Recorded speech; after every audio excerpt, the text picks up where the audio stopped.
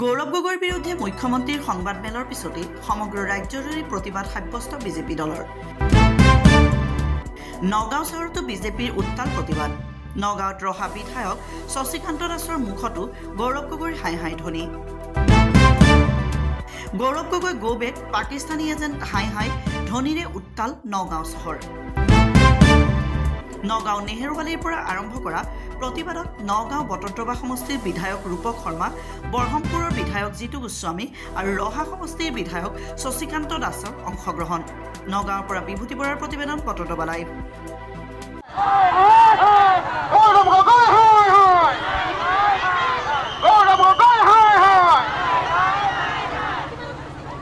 Pakistani agent Gaurav Gogoi হুঁচিয়াৰ, Pakistani agent Gaurav Gogoi হুঁচিয়াৰ, গৌৰৱ গগৈ হাই হাই, গৌৰৱ গগৈ হাই হাই, পাকিস্তানী এজেণ্ট গৌৰৱ গগৈ হুঁচিয়াৰ, পাকিস্তানী এজেণ্ট গৌৰৱ গগৈ হুঁচিয়াৰ, মিয়াবাদী গৌৰৱ গগৈ হাই হাই, মিয়াবাদী গৌৰৱ গগৈ হুঁচিয়াৰ, মিয়াবাদী গৌৰৱ গগৈ হুঁচিয়াৰ।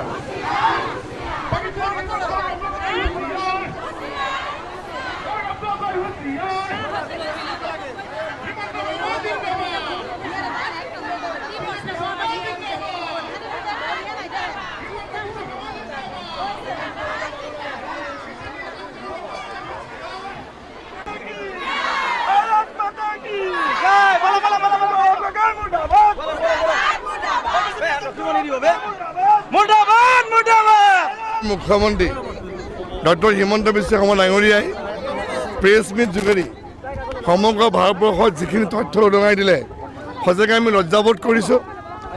মাননীয় সাংসদ গৌৰৱ গগৈ ডাঙৰীয়াৰ তেওঁৰ বৰ্ডি ৰাষ্ট্ৰ পাকিস্তানৰ লগত যিটো সম্পৰ্ক ইতিমধ্যে তেওঁ কৈ আছিলে, কিন্তু আজি যি তথ্য সহকাৰে গোটেইখিনি যিখিনি উন্মোচন কৰিলে, ভাৰতবাসীয়ে আজি গম পাইছে যে তেখেতৰ বৰ্ডি ৰাষ্ট্ৰ পাকিস্তানৰ লগত যিখিনি সম্পৰ্ক, এটা দীঘলীয়া সময় ভাৰতৰ বিৰুদ্ধে যি ধৰণে যি কাম কাজ চলি আছিলে, আমি আচৰিত হৈছোঁ যে তেখেতৰ পত্নী এলিজাবেথ কৰ্ণমান তেখেতে আলী তৌকীৰ লগত সম্পৰ্ক ৰাখি তেখেতৰ যিটো NGO আছিলে পাকিস্তানত, লিড পাকিস্তান কৰ্মসূত্ৰে তাত থাকি তাৰ পৰা আকৌ ভাৰতবৰ্ষতো লিড ইণ্ডিয়াত কাম কৰি পেলাই পাকিস্তানৰ পৰা দৰমহা লৈ ভাৰত বিৰখি এই এক যি ইয়াত তেওঁ সম্পৰ্ক কৰিছিলে, এইটো আমাৰ কাৰণে লজ্জাজনক। আমি অতিশয় এইটো কথাটো প্ৰতিবাদ কৰিছোঁ। লগতে আমি গৃহমন্ত্ৰী ভাৰত চৰকাৰৰ গৃহমন্ত্ৰী আমি অনুৰোধ কৰিছোঁ যে ইয়াত আৰু এটা উচিত তদন্ত হ'ব লাগে। আৰু যিগৰাকী কংগ্ৰেছ দলৰ সাংসদ, কংগ্ৰেছ দলৰ ৰাজ্যিক সভাপতি, তেওঁৰ যিখিনি মুখাপিনা চৰিত্ৰ অসমৰ বিৰুদ্ধে, ভাৰতৰ বিৰুদ্ধে ইতিমধ্যে উদঙাই পৰিছে। আমি তেখেতক হুঁচিয়াৰ কৰি দিছোঁ যে এই ধৰণৰ কাম কাজ নকৰিব। আৰু কংগ্ৰেছ দলৰ যিখিনি ধৰণৰ নীতি আমি দেখা পাইছে, প্ৰতিটো মুহূৰ্তত একেই নীতি। তেওঁলোকে সেইধৰণে পাকিস্তানী সমৰ্থন, বাংলাদেশ সমৰ্থন আৰু কিছু এই ধৰণৰ যিখিনি লোক, যিখিনি ভাৰতবৰ্ষৰ বিৰুদ্ধে সদায় তেওঁলোকে বিৰোধ কৰিছে, তেওঁলোকৰ সমৰ্থন লৈ পেলাই কংগ্ৰেছ দলে কাম কৰি গৈছে। গতিকে আগন্তুক দিনত আমি তীব্ৰ প্ৰতিবাদ কৰি ৰাখিম। আজি নগাঁও নেহেৰুবালিত ইতিমধ্যে নগাঁও জিলাৰ যি বিজেপি, লগতে কলিয়াবৰ জিলাৰ বিজেপিৰ সহযোগত এক বৃহৎ প্ৰতিবাদী সমাজ আজি উলিয়াইছে। আৰু আমি হুঁচিয়াৰ কৰি দিছোঁ, আগন্তুক সময়ত এই ধৰণৰ যাতে কোনো কাম নকৰে, আৰু যদি কৰিব তেতিয়া তাৰ আমি উচিত পত্ৰ দিব আমি সাজু হৈ আছোঁ। অখিল গগৈ হৈছে কংগ্ৰেছ দলৰ লগত মিত্ৰদল আৰু তেওঁলোকৰ সম্পৰ্ক ককাই ভাই নিচিনাকৈ, তেওঁৰ কথা আমি গুৰুত্ব নিদিওঁ। কিন্তু ইতিমধ্যে যিটো সম্পৰ্ক ইতিমধ্যে ওলাই পৰিছে, অসমৰ ৰাইজে, ভাৰত ৰাইজে গম পাইছে যে এইটো একদম পুৰা চাফ হৈ গৈছে যে যিটো সম্পৰ্কৰ আগন্তুক দিনত এই বিষয়ে আৰু তদন্ত হ'ব। আৰু আমি বিচাৰিছোঁ যে উচিত তদন্ত হৈ এইগৰাকী সাংসদে তেওঁ শাস্তি পাব লাগে।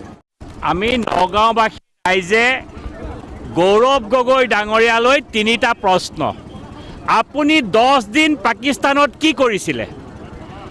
আপোনাৰ পত্নীয়ে ভাৰতবৰ্ষৰ ইণ্টাৰনেল ৰিপৰ্ট পাকিস্তান গভৰ্ণমেণ্টক কি ভিত্তিত দিছিলে? তৃতীয় প্ৰশ্নটো হ'ল মোৰ কংগ্ৰেছী বন্ধুসকললৈ যে আপোনালোকে, আমি অসমীয়া পিতৃপ্ৰধান জাতি, আমাৰ অসমত অসমীয়ালৈ যদি কোনোবা বেলেগ জাতিৰ মানুহ বিয়া হৈ আহে উপাধি অসমীয়া লিখিব লাগে। ল'ৰা ছোৱালীৰ ধৰ্ম অসমীয়া হিন্দু হ'ব লাগে। তে আপোনাৰ ল'ৰা ছোৱালী যদি আপুনি খ্ৰীষ্টান কৰি ৰাখিছে, আপোনাৰ পত্নীক হিন্দু কৰিব নোৱাৰিলে, আপুনি কেনেকৈ অসমৰ এটা ডাঙৰ কংগ্ৰেছ পাৰ্টিক আপুনি নেতৃত্ব দিছে?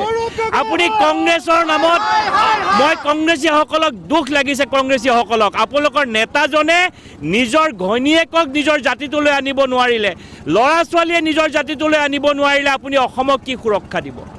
আপুনি অসমক কি সুৰক্ষা দিব? আৰু আপুনি পাকিস্তানৰ কাৰণে যিখিনি কাম কৰিছে, মই আপোনালোকক অসম ভাৰতখনক আপোনালোকে দ্বিখণ্ডিত কৰিবৰ কাৰণে কৰিছে। গৌৰৱ গগৈ ধিক্কাৰ দিছোঁ। কংগ্ৰেছীসকলৰ পুতৌ জন্মিছে মোৰ। আপোনালোকে গৌৰৱ গগৈক অতি শীঘ্ৰে কংগ্ৰেছ পাৰ্টিৰ পৰা আঁতৰাব লাগে, নহ'লে অসমীয়া হিচাপে আপোনালোকে গৌৰৱ কৰিব নালাগে। পাকিস্তানৰ এজন গৌৰৱ গগৈ মুৰ্দাবাদ, পাকিস্তানৰ এজন গৌৰৱ গগৈ মুৰ্দাবাদ, পাকিস্তানৰ এজন গৌৰৱ গগৈ মুৰ্দাবাদ। আজি গৌৰৱ গগৈ এই ৰাষ্ট্ৰ বিৰোধী যি নীতি আমি গৰিহণা দিছোঁ, আমি লজ্জিত হৈছোঁ, আৰু সেই তেখেতক নিপাত যাবৰ কাৰণে আমি আজি এই সমাদৰৰ জৰিয়তে আমি তেখেতৰ নিপাত যোৱাৰ কামনা কৰিছোঁ। ৰাষ্ট্ৰ বিৰোধী গৌৰৱ গগৈ নিপাত যাওক।